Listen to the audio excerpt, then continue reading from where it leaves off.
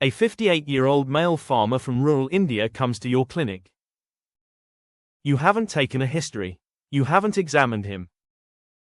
While a medical student have no clue, an experienced clinician is already thinking differently. Patient reveal. Age of the patient is 58 years. Sex of the patient is male. Patient is a farmer by occupation. He lives in a rural area.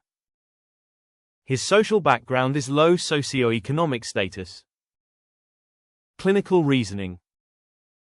We now know that age of the patient is 58 years, some diseases become more likely and others less likely. Considering the age of the patient, I would think of cardiovascular diseases, chronic illness, cancers and a few infections that are common in older adults.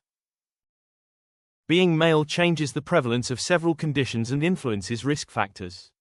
The differential diagnosis subtly shifts again.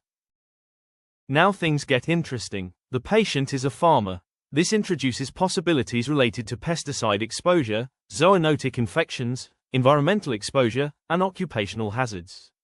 The differential diagnosis becomes much more focused.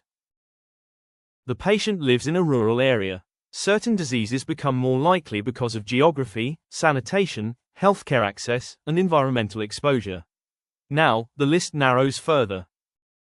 Socioeconomic status affects nutrition, healthcare access, living conditions and disease prevalence. Which is another important clue.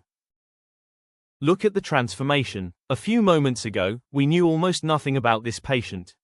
Yet demographic information alone has already shifted our thinking. Some diseases fade into the background. Others become much more likely.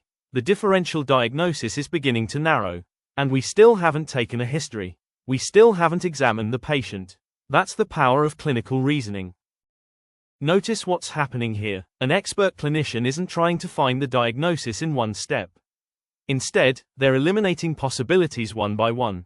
Every piece of information, demographics, history, examination, and investigations, acts like a filter. And with each filter, the differential diagnosis becomes smaller and more focused. That's the essence of clinical reasoning.